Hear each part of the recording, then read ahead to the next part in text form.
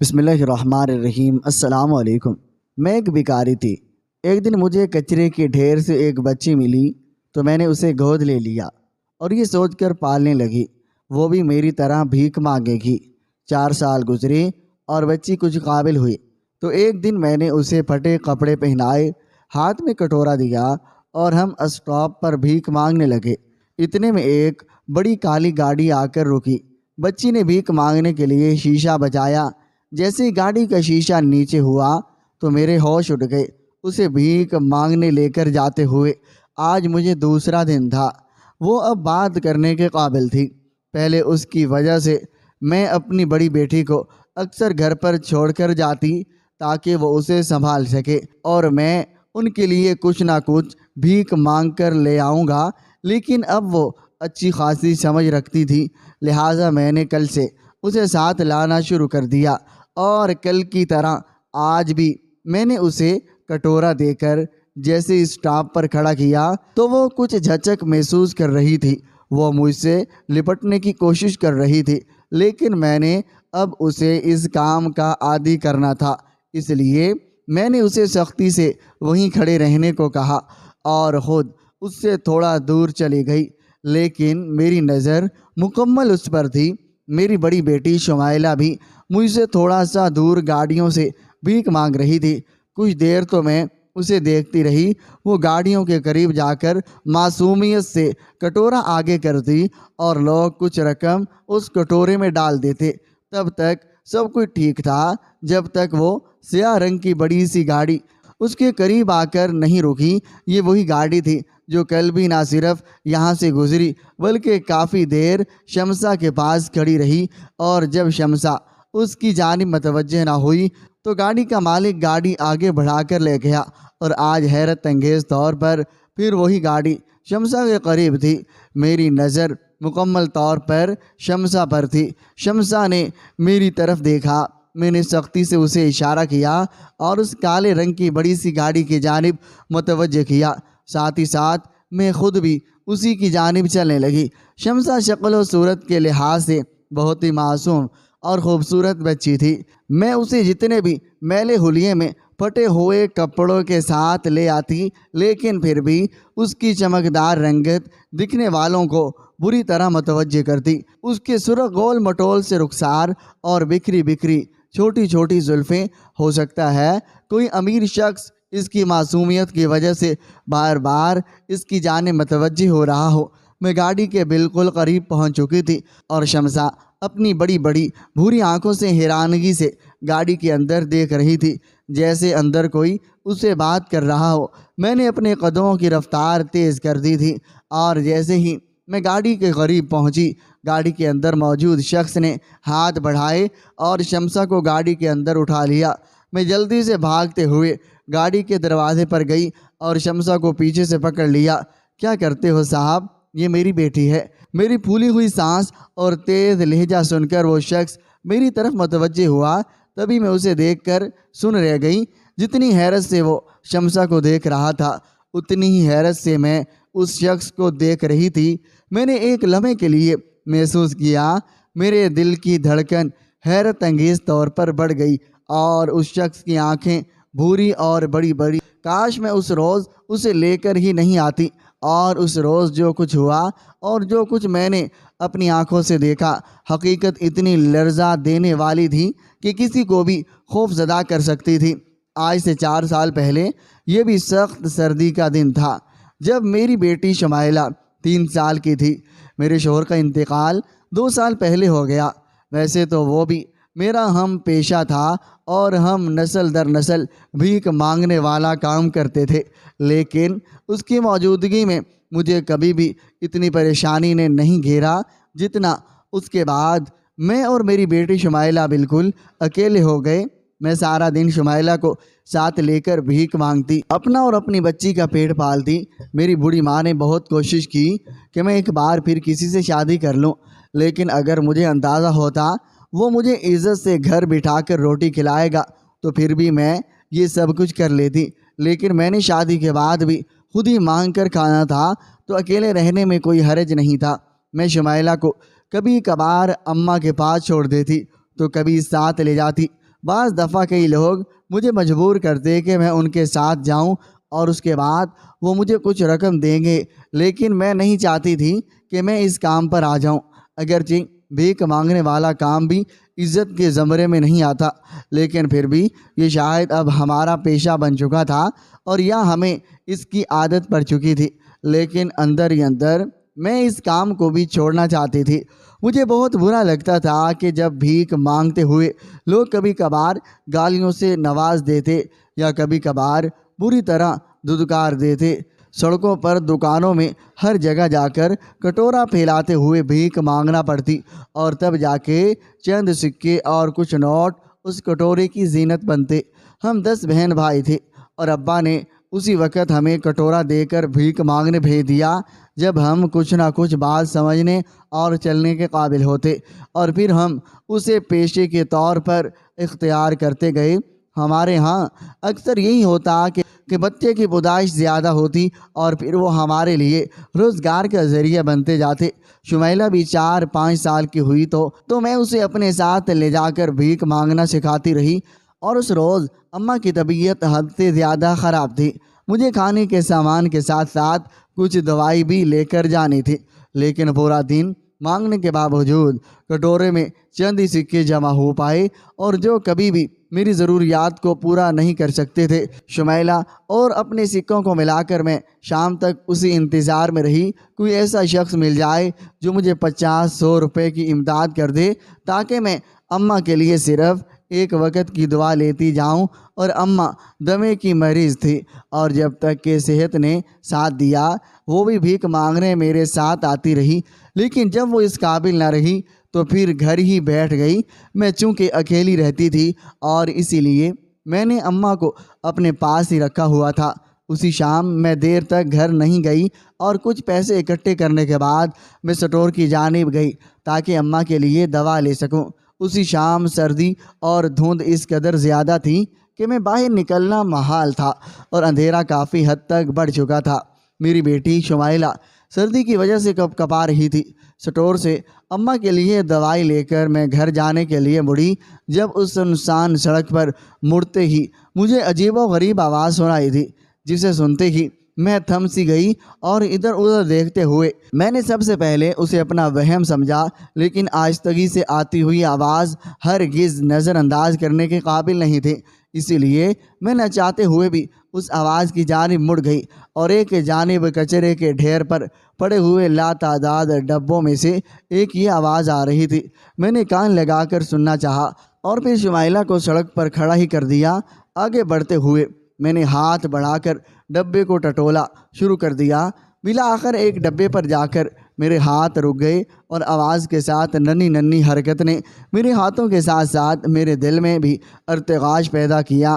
یہ کوئی بچہ تھا جسے کوئی اس کچرے کے گڑھے میں پھینک کر چلا گیا، اور ٹھنڈ میں ہلکی ہلکی آواز کرتا وجود نے جلدی سے اٹھایا اور پھر شمیلہ کا ہاتھ تھم کر آگے چل دی، اور تھوڑی ہی دور سڑک پر ایک دکان کے نیچے ایک بلب کی ہلکی سی روشنی کے نیچے جا کر میں نے اس وجود کو کھولا اور میری آنکھیں پھٹی کی پھٹی رہ گئیں۔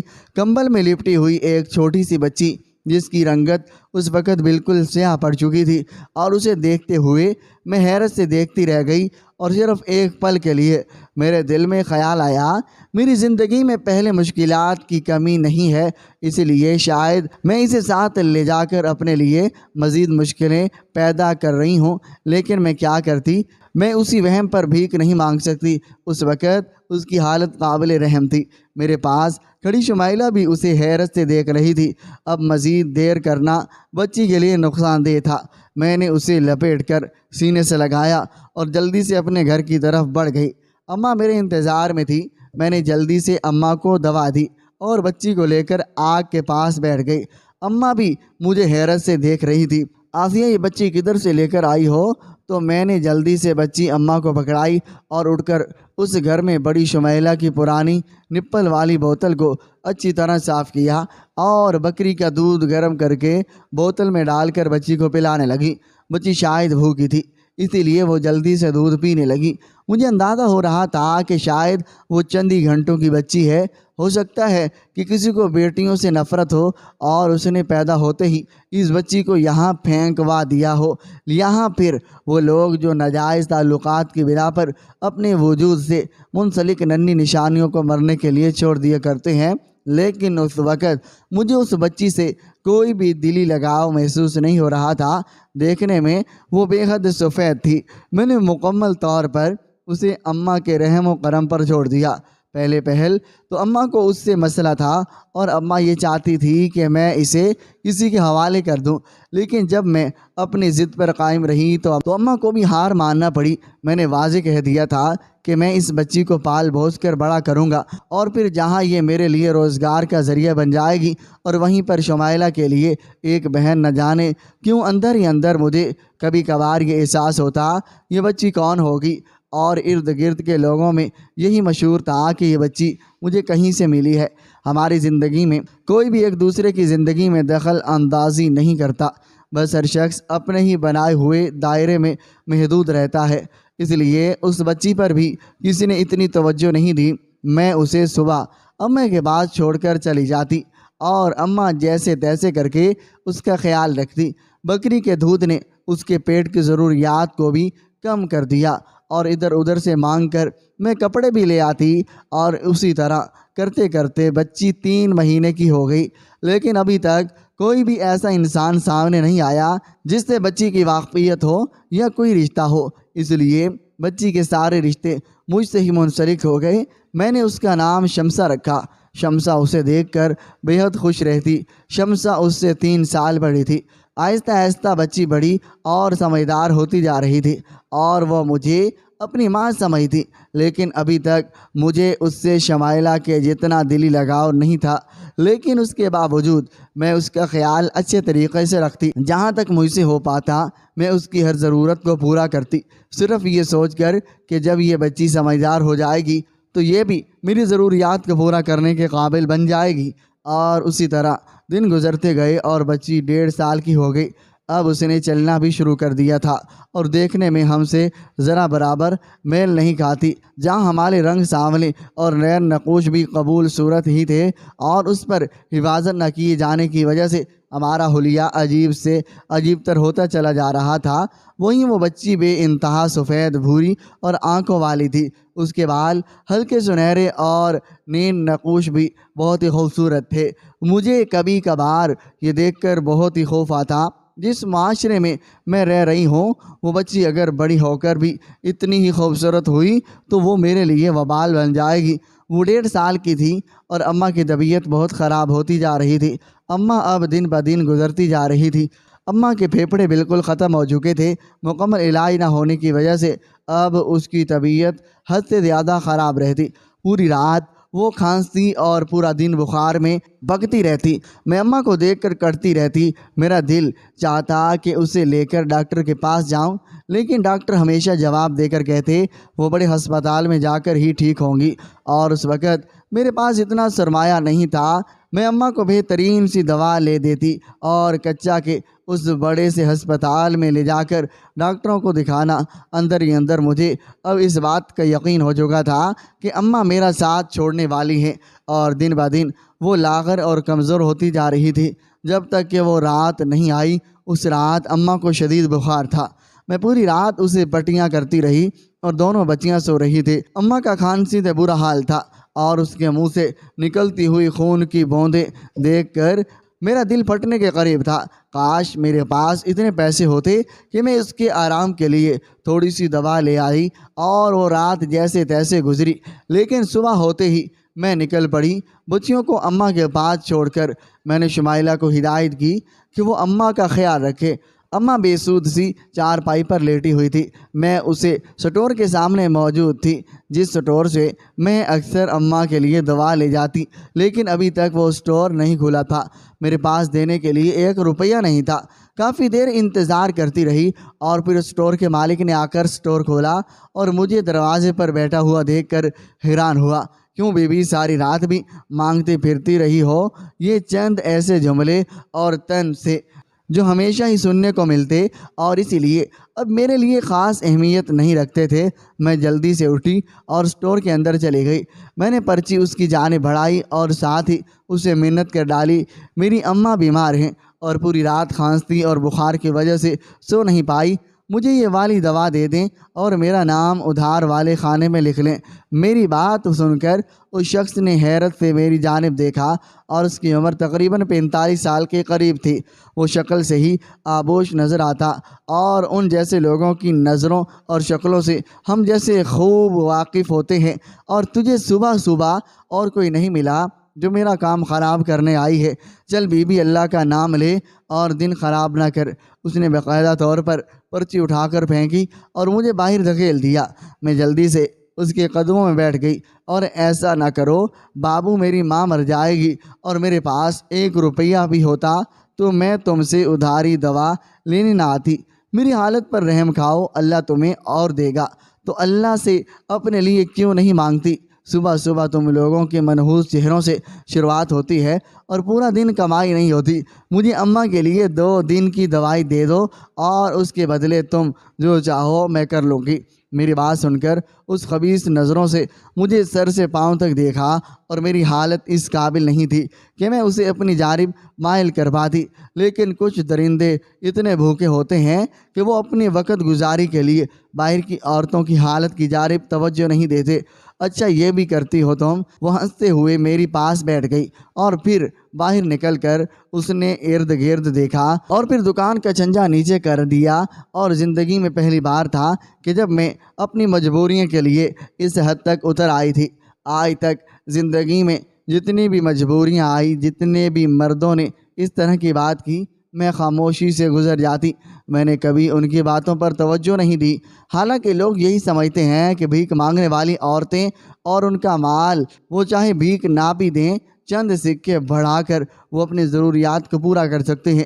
میری ہم پیشہ کئی عورتیں اس کام میں بھی ملبوس تھیں، لیکن میرے شوہر واجد کے علاوہ آج تک مجھے کسی نے ہاتھ نہیں لگایا۔ بھیک ملی تو ٹھیک، نہ ملی تو میں خالی ہاتھ واپس لوٹ آئی، لیکن اس حد تک نہیں گری۔ اگر تو نے یہی کام کرنا ہوتا ہے تو پھر بھیک مانگنے والا ڈرامہ کیوں رچاتی ہے؟ میں اس کی باتوں پر خاموشی سے اسے دیکھ رہی، اور وہ شخص جو اس وجہ سے بھیک میں مجھے دوا نہیں دے رہا تھا کہ اس کے دن کی شروعات بری ہوگی، اب میرے خستہ حال جسم سے کھیل کر مجھے دوا دیتے ہوئے اس کے دن کی شروعات پر کوئی اثر نہیں پڑنے والا تھا، اور اس شخص نے مجھے استعمال کرنا شروع کر دیا۔ درندوں کی طرح وہ مجھ پر ٹوٹ پڑا اور میری عزت سے کھیل کر اپنی ہوس پوری کر لی، اور میری حالت اس وقت خاموش تماشائی کی طرح تھی، اور ہم معاشرے میں کبھی عزت کے لیے پیدا ہی نہیں ہوئے۔ اور اس نے مجھے 2 دن کی دوا دی اور میں خاموشی سے اس کے اسٹور سے نکلتی چلی گئی۔ حالات نے جتنا تلخ بنانا تھا بنا دیا۔ اب میرے اندر بھری ہوئی تلخی زہر کی مانند تھی۔ میرے قدم تیزی سے چل رہے تھے اور مجھے جلدی سے جلد دوا لے کر اماں کے پاس جانا تھا، اور اماں اٹھ جا، یہ دوا لے لے، 2 دن کی دوا مل گئی ہے، اب 2 دن سکون سے گزر جائیں گے۔ شمیلہ اور شمسا اماں کے پاس بیٹھی کھیل رہی تھی۔ میں نے اماں کے منہ سے لحاف اتارا اور اماں کے بند آنکھوں کو دیکھ کر میرا دل زور سے دھڑکا۔ اماں! 1 بار، 2 بار اور پھر 1 بار میں اماں کو پکارتی جا رہی تھی، لیکن شاید اماں مجھے ہمیشہ کے لیے چھوڑ کر چلی گئی۔ میں چیخ کر رونے لگی۔ میرے پاس اس وقت منانے کے لیے بہت ہی سارے دکھ تھے۔ میری بے بسی کا دکھ، اماں کی موت کا دکھ، عزت چلے جانے کا دکھ۔ مجھے سمجھ نہیں آ رہی تھی کہ میں کس دکھ پر چیخ چیخ کر بیان کروں۔ اماں کو ارد گرد کے چند جاننے والوں کی مدد سے دفنایا گیا، اور پھر میں نے چلتے پھرتے ہوئے اماں کا دکھ منایا، اور میرے پاس اتنا وقت نہیں تھا کہ میرے حالات مجھے اجازت دیتے، اور میں ایک بار تسلی سے بیٹھ کر اماں سے بچھڑ جانے کا دکھ مناتی۔ اماں مجھے ہمیشہ کے لیے چھوڑ کر چلی گئی، اور اب بچیاں میرے لیے مسئلہ بن رہی تھی۔ شمیلہ تو بڑی تھی، میں اسے اپنے ساتھ لے کر جا سکتی تھی، لیکن شمسا ابھی چھوٹی تھی۔ میں دروازہ بند کر کے جاتی اور شمیلہ کو سمجھا جاتی کہ کبھی بھی دروازہ مت کھولنا۔ میں نے گھر سے دور بھیک مانگنا چھوڑ دیا، اور گھر کے ارد گرد ہی میں سڑکوں پر بھیک مانگتی، اور دن میں کئی بار بچیوں کو دیکھ جاتی، اور زندگی میں اماں کے جانے کے بعد مشکلیں مزید بڑھ گئی۔ آہستہ آہستہ شمیلہ بڑی ہوتی جا رہی تھی، اور اب وہ اس قابل تھی کہ شمسہ کو سنبھال سکے۔ زندگی نے اماں کے بغیر جینا سکھا ہی دیا، اور آہستہ آہستہ اماں کا غم بھی مندمل ہوتا گیا، اور شمسہ باتیں کر لیتی تھی کہ اس نے مجھے اماں بلانا شروع کر دیا۔ وہ دیکھنے میں بے انتہا پیاری تھی، اور اتنی پیاری کہ اسے دیکھ کر یوں محسوس ہوتا جیسے وہ گوروں کے ملک سے آئی ہو، بالکل انہی کی طرح سرخ اور سفید۔ اور وہ جیسے جیسے بڑی ہو رہی تھی اور ارد گرد کے لوگ اس کی جانب متوجہ ہو رہے تھے، میں نے اکثر اسے میلے حلیے میں رکھنا شروع کر دیا، اور پھٹے ہوئے کپڑے، میل میں اٹا ہوا وجود، اور میلے میلے بکھرے ہوئے بال، اور زندگی کے دن اسی طرح گزرتے گئے جب تک کہ شمسہ 4 سال کی نہیں ہو گئی۔ اور اب وہ نہ صرف ساری باتیں کر لیتی تھی بلکہ ہر بات سمجھتی بھی تھی، اور میں نے پختہ ارادہ کر لیا کہ شمیلہ کے ساتھ ساتھ اسے بھی اپنے ساتھ لے جاؤں گی تاکہ وہ بھی بھیک مانگنا شروع کرے۔ اور آج دوسرا دن تھا جب میں اسے اپنے ساتھ لے کر آئی۔ پہلے دن اسٹاپ پر رکتی ہوئی گاڑیوں نے اس کی معصوم شکل دیکھ کر اس کے کٹورے میں کافی نوٹ ڈالے، اور وہ کالے رنگ کی بڑی سی گاڑی جو کافی دیر اس کے پاس رکی رہی، اور اس نے بھی شمسہ کے کٹورے میں اچھے خاصے پیسے ڈال دیے۔ اس شام میں بے حد خوش ہوئی تھی، اور میں نے دونوں بچیوں کو چیز بھی لے کر دی اور گھر واپس لے کر آ گئی۔ اور دوسرے دن آج پھر وہ گاڑی اس کے سامنے تھی۔ ابھی اس کی بھیک مانگنے کی شروعات تھی، اسی لیے میں اسے خود سے دور نہیں جانے دیتی، اور بھیک مانگتے ہوئے بھی مسلسل اس پر نظر رکھتی۔ وہ کالے رنگ کی بڑی سی گاڑی آج بھی اس کے پاس آ کر رکی، اور میں نے دیکھتے ہی اسے پہچان لیا۔ یہ وہی گاڑی ہے جو کل کافی دیر شمسہ کے پاس رکی رہی۔ نہ جانے کیوں اس کے پاس اجنبی لوگوں کو دیکھ کر میرے دل میں وسوسے سر اٹھانے لگتے ہیں، اور میں جلدی سے گاڑی کی جانب بڑھی۔ تبھی گاڑی میں موجود شخص نے شمسہ کو اٹھا کر گاڑی میں ڈالا، اور میں نے اسے زور سے پکڑ لیا۔ میں نے اسے بتلایا کہ یہ میری بیٹی ہے، اور اس سے پہلے کہ میں مزید کچھ کہتی اس شخص کی شکل دیکھتے ہی میں چونک سی گئی۔ سب سے زیادہ میرے لیے حیرت کا باعث تھی اس کی بڑی بڑی بھوری آنکھیں۔ جس طرح میں حیرت سے اسے دیکھ رہی تھی، اور بالکل اسی طرح وہ حیرت سے کبھی مجھے اور کبھی شمسہ کو دیکھتا، اور جیسے اسے یقین نہیں آ رہا تھا کہ وہ میری بیٹی ہے۔ اور اس سے پہلے کہ وہ مزید کچھ کہتا، میں نے جلدی سے شمسہ کو کھینچ کر اس سے دور کرتے ہوئے اپنے سینے سے لگا لیا، اور وہاں سے لے کر چلی گئی، اور میرے جاتے ہوئے مسلسل خوف زدہ نظروں سے اس شخص کو دیکھ رہی تھی۔ اور کچھ دیر وہ گاڑی وہیں کھڑی رہی، اور پھر وہاں سے چلی گئی، لیکن میرے دل میں ایک انجان سا خوف سر اٹھانے لگا۔ اور اگلے 2 دن بھی یوں ہی گزر گئے، لیکن دوبارہ میں نے وہاں پر اس گاڑی اور اس شخص کو نہیں دیکھا۔ اب میں مکمل پرسکون ہو چکی تھی۔ آج شمسہ کو بھیک مانگتے ہوئے تقریباً 15 دن ہو چکے تھے، اور میں یہ دیکھتے ہوئے بے حد خوش تھی۔ کوئی بھی اسے خالی ہاتھ واپس نہیں بھیجتا۔ وجہ تھی کہ اس کی خوبصورتی اور معصومیت۔ میں نہیں جانتی تھی آنے والا وقت اور حالات کیسے ہوں گے، لیکن اس وقت میری روزگار میں شمسہ اور شمیلہ کے مانگنے کی وجہ سے اضافہ ہو رہا تھا، اور شمسہ شمیلہ اور مجھ سے دلی طور پر کافی وابستہ تھی۔ اس نے آنکھ کھولتے ہی مجھے ہی اپنے ماں کی طرح دیکھا، اور اب بھی وہ مجھے ہی اپنی ماں سمجھتی تھی۔ اور اس رات میں شمسہ اور شمیلہ کے ساتھ اپنے گھر پر تھی جب میرے گھر کے ٹوٹے ہوئے دروازے پر دستک ہوئی، اور ارد گرد کے لوگ دستک دے کر نہیں آئے، اور نہ ہی ہم میں دستک دینے کا رواج تھا۔ میں حیرت سے دروازے کی جانب بڑھی، اور جو ہی دروازہ کھول کر دیکھا میں سن رہ گئی، اور وہ وہی شخص تھا جو اس دن مجھے گاڑی میں نظر آیا۔ اور اسے دیکھتے ہی میرے دل کی دھڑکن تیز ہونے لگی، اور میں خوف زدہ نظروں سے اسے دیکھنے لگی۔ کیا کرنے آئے ہو یہاں پر صاحب؟ میں نے بے حد سخت اور سنجیدہ لہجے میں پوچھا۔ اور میں اندر ہی اندر چاہتا ہوں اور تم سے بات کرنا چاہتا ہوں۔ اس سے پہلے کہ میں دروازہ زور سے بند کر دیتی، اس نے دروازے پر ہاتھ رکھ لیا۔ نہ جانے کیوں اس کے ارادوں کو دیکھ کر میرا دل لڑ رہا تھا۔ نہ جاتے ہوئے بھی وہ اندر داخل ہوئے، اور مجھے خاموش ہونا پڑا، اور میں اپنی حیثیت اچھی طرح واقف تھی۔ اور اندر آ کر وہ چارپائی پر بیٹھ گیا، اور میں بھی اس کے سر پر کھڑی بس اسے دیکھ رہی تھی۔ آج سے 4 سال پہلے تمہیں یہ بچی کوڑے دان سے ملی تھی نا، اور تم نے اسے پال پوس کر بڑا کیا، اور اب اپنے ساتھ اسے بھیک مانگنے لے جاتے ہو۔ سنجیدہ لیکن نرم لہجے میں کہتے ہوئے اس نے میرے سر پر بم گرا دیا۔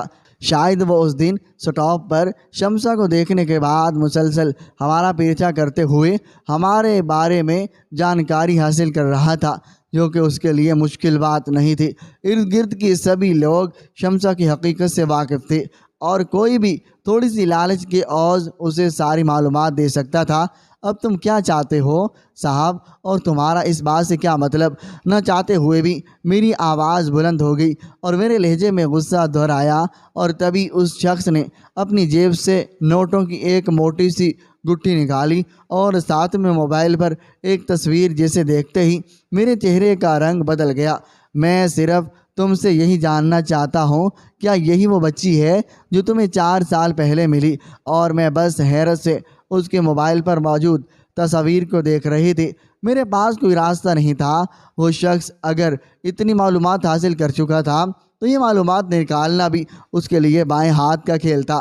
زندگی میں پہلی بار مجھے احساس ہوا کہ وہ بچی میرے لیے کتنی اہمیت رکھتی ہے، اور اسے کھو دینے کا خوف مجھ پر حاوی ہوا، اور میں جلدی سے سامنے موجود شخص کے قدموں میں بیٹھ گئی۔ اور تم جو بھی ہو اور جو کچھ چاہتے ہو، مجھے تمہارے پیسوں کی ضرورت نہیں ہے۔ خدا کے لیے میری بیٹی اور مجھے بخش دو۔ وہ حیرت سے مجھے دیکھ رہا تھا اور اس کے ساتھ ہی اس کی آنکھوں کے گوشے نم ہونے لگے۔ آج سے تقریباً 6 سال پہلے میں نے اس لڑکی سے شادی کی جس سے میں بے حد محبت کرتا تھا۔ جس وقت وہ پیٹ سے تھی اور اس وقت میں بیرون ملک چلا گیا کیونکہ گھر کے حالات بہتر نہیں تھی۔ میں اسے اپنی ماں کے حوالے کر گیا۔ تب تک ہم دونوں رابطے میں رہے جب تک اس کی ڈیلیوری کا وقت قریب نہیں آیا۔ میری ماں کو میری بیوی ذرا برابر اچھی نہیں لگتی تھی اور میری ماں اس سے شدید نفرت کرتی، اور پیسے کماتے ہوئے میں اپنی بیوی سے مکمل طور پر غافل ہو گیا۔ اور اس روز مجھے گھر سے کال آئی اور مجھے بتلایا گیا کہ اللہ نے مجھے بیٹی سے نوازا ہے۔ ساتھ ہی ساتھ مجھے یہ تصویر موصول ہوئی جسے دیکھتے ہی اسے ملنے کے لیے تڑپ اٹھا، لیکن اس کے ساتھ ہی مجھے یہ بتلایا گیا کہ میری بیوی کا انتقال ہو چکا ہے۔ میں اس کی تدفین کے لیے بھی نہیں آ سکتا، اور اس وقت میں غم سے مکمل نڈھال تھا۔ میری بیوی کے والدین اس سے صرف اس وجہ سے ناراض تھی ہم دونوں نے ایک دوسرے سے پسند کی شادی کی۔ تقریباً 15 دنوں کے بعد میں نے گھر میں دوبارہ کال کی اور اپنی بیٹی کے متعلق پوچھا۔ جب میری ماں نے دکھ بھرے لہجے میں مجھے بتلایا کہ بچی بھی ماں کے ساتھ ہی انتقال کر گئی تھی، اتنی بڑی بات اور ان لوگوں نے مجھ سے چھپائے رکھی اور مجھے یہ بات ہضم نہیں ہوئی، اور ضرور کچھ نہ کچھ غلط ہوا تھا، ورنہ وہ لوگ مجھے بچی کی مردہ تصاویر بھیجتے یا مجھے اسی وقت بتاتے جب بچی کا انتقال ہوا تھا۔ میں نے ہر ممکن کوشش کی لیکن مجھے سچائی کا علم نہیں ہو پایا، اور تقریباً 3 ماہ کے بعد میں واپس آیا اور چھان بین شروع کر دی، اور جب اسی ہاسپٹل سے مجھے معلوم ہوا کہ میری بچی کا انتقال نہیں ہوا تھا، لیکن میرے گھر والے سچائی اگلنے والے نہیں تھے۔ میں نے اس دن سے اپنی بچی کو ڈھونڈنا شروع کر دیا۔ میں نے اپنے گھر والوں سے ہر رشتہ ختم کر لیا اور یہیں پر کاروبار شروع کیا، اور میں اس روز سے اپنی بچی کو ڈھونڈ رہا ہوں، لیکن وہ مجھے کہیں نہیں ملی، جب تک کہ اس روز سٹاپ پر بھیک مانگتی ہوئی اس بچی نے مجھے شدید طور پر اپنی جانب متوجہ کیا، اور اس کی آنکھیں ہو بہو میرے جیسی تھی اور باقی خلد و خال ماں کے جیسی۔ وہ خطرناک حد تک میری بیوی سے مشابہت رکھتی ہے، لیکن دوسرے ہی روز میرے علم میں یہ بات آئی کہ وہ تمہاری بیٹی ہے، لیکن وہ تم سے مشابہت نہیں رکھتی۔ میں اسی روز سے چھان بین کر رہا ہوں، اور آج مجھے پتہ چل گیا کہ یہ تمہاری بیٹی نہیں بلکہ تم نے اسے یہیں سے اٹھایا تھا، اور وہ مجھے بتا رہا تھا کہ وہ میری آنکھوں سے آنسو پھل پھل گر رہے تھے، اور اس بچی کو میں نے جس نیت سے بھی پالا تھا، مجھے اب معلوم ہوا تھا کہ میں اس سے کتنی محبت کرتا ہوں۔ سبحان اللہ میرے سامنے تھی اور مجھے اقرار کرنا پڑا کہ یہ وہی بچی ہے۔ آخرکار اس شخص کی منت سماجت کے بعد میں نے وہ بچی اس کے حوالے کر دی۔ میں نے اس کی دی ہوئی ساری رقم کو ٹھکرا دیا۔ میں جانتی تھی اگر وہ پولیس کے پاس بھی چلا گیا تو وہ بچی مجھ سے لے سکتا ہے۔ اس روز میں نے دل پر پتھر رکھ دیا جب وہ سوئی ہوئی شمسہ کو اٹھا کر گاڑی کی جانب بڑھا رہا تھا، اور اس روز میرا دل شدت سے دھڑک رہا تھا۔ میں روتے ہوئے گاڑی تک آئی اور پھر دھاڑے مار مار کر رونے لگی، اور اس روز مجھے اس کہاوت کی سچائی کا علم ہوا کہ جنم دیے گئے بچوں سے زیادہ پالے گئے بچے سے محبت ہوتی ہے۔ شمسہ اس گھر سے چلی گئی اور میرے لیے جیسے تاریخیوں کا آغاز ہو گیا۔ آج اسے گئے ہوئے تیسرا دن تھا۔ نہ ہی میں بھیک مانگنے گئی اور نہ ہی اس گھر میں سکون مل رہا تھا۔ شمائلہ مجھ سے بار بار پوچھ رہی تھی کہ شمسہ کہاں چلی گئی، لیکن میرے پاس کوئی جواب نہیں تھا۔ مجھے یوں محسوس ہو رہا تھا جیسے ہر چیز اس کی یاد سے وابستہ ہے۔ یہ تیسرا دن تھا اور میں خاموش سے چارپائی پر لیٹی ہوئی تھی جب مجھے وہ آواز آئی جسے سن کر میرا دل تھم گیا۔ اماں، وہ معصوم پکار جسے سننے کے لیے میں تیسرے دن سے تڑپ گئی تھی، اور میں پاگلوں کی طرح اٹھی اور دروازے میں کھڑی ہو گئی اور شمسہ کو دوڑ کر گلے لگا لیا، اور وہ بھی مجھ سے چمٹ کر بے تحاشا خوش تھی۔ آج اس کا پورا حلیہ ہی بدل چکا تھا اور اسے دیکھ کر یوں لگ رہا تھا جیسے وہ آسمان سے ایک ننھی سی پری اتر آئی ہو، اور اس کے ساتھ ہی کھڑا اس کا باپ مسکرا کر مجھے دیکھ رہا تھا۔